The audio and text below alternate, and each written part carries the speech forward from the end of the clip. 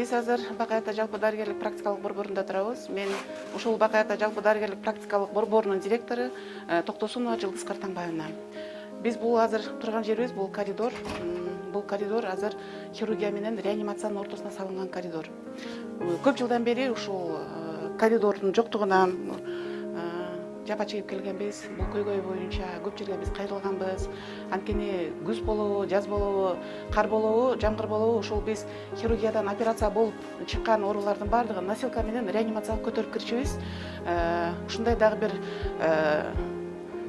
болгон, что хирургиядан чыгып келатканда носилкабыз менен кулап кеткен ооруларда ушундай бир учурларыбыз болгонда, анан ошол себептен ушул боюнча көп жерге кайрылдык элек. Анан ушуга жооп кылып, Дастан Арсбекович ушундай кат жаздык элек.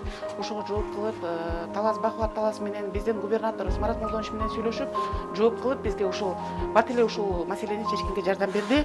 Анан кийин ушул 1 миллион тегерегинде ушул коридор салынды. 1 айдын ичинде салынып калды. Ушул баардык жалпы жамаатыбыз, ушул райондун эли дагы келип алып абдан кубанышып, жакшы болду деп аябай кубанышты. Анан эми бул жерде жасалган эмгекке баа бербесек болбойт. Жалпы элдин атынан, өзүмдүн коллективим атынан ушундай Дастан Арсбековичке чоң рахматымды айтат элем.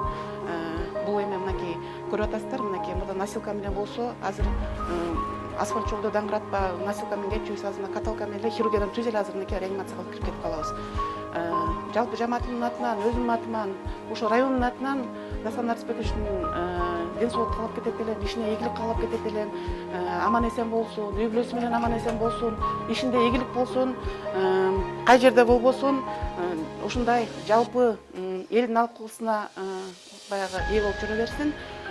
Биз көрүп атабыз, мынакей бизге бул коридордон башка дагы райондо канча деген райондун инфраструктурасына өнүгүүгө канча деген чоң салымын кошуп атат.